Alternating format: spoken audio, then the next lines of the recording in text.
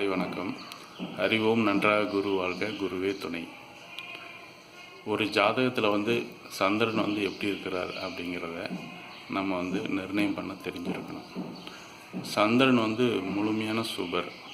சந்திரன் ஒரு ஜாதகத்தில் எப்படி அமைஞ்சிருக்குதோ அப்படிங்கிறத கண்டுபிடிக்கிறதுக்கு லக்னத்துக்கு அவர் எத்தனாம் அதிபதி அப்படிங்கிறத நம்ம தெரிஞ்சுக்கணும்.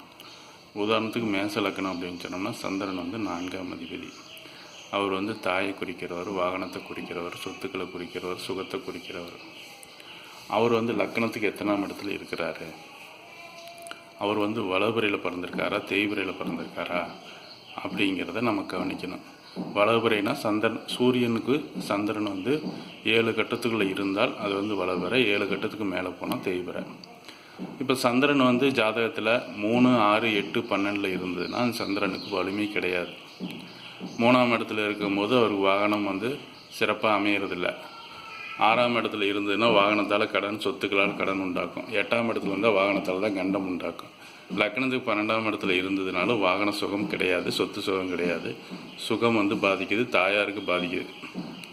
இப்போ லக்னத்துக்கு சந்திரன் பொதுவாகவே 6, 8, 12 மறைஞ்சிட்டா அவங்க எதையும் நேரத்துக்கு செய்ய முடியாது. சரியான நேரத்துக்கு ஆஃபீஸ் போக முடியாது, சரியான முறையில் சொல்ல காப்பாற்ற முடியாது. எதையும் மனம் போன போக்கில் செய்வாங்க. அப்படிங்கிறது தான் சந்திரனோட முக்கியமான இது.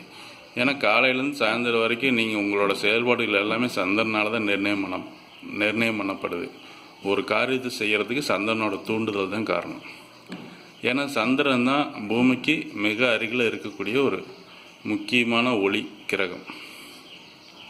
ஏன்னா சந்திரன் நம்ம ஜாதகத்தில் கிரகமாக தான் பார்க்குறோம்.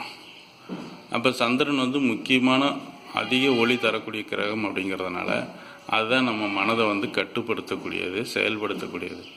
அதனால் சந்திரன் நம்ம ஜாதகத்தில் வளபரியாக இருக்கா தேய்பிரையாக இருக்கா, லக்னத்துக்கு மறையாமல் இருக்கா அப்படிங்கிறத பார்க்கணும்.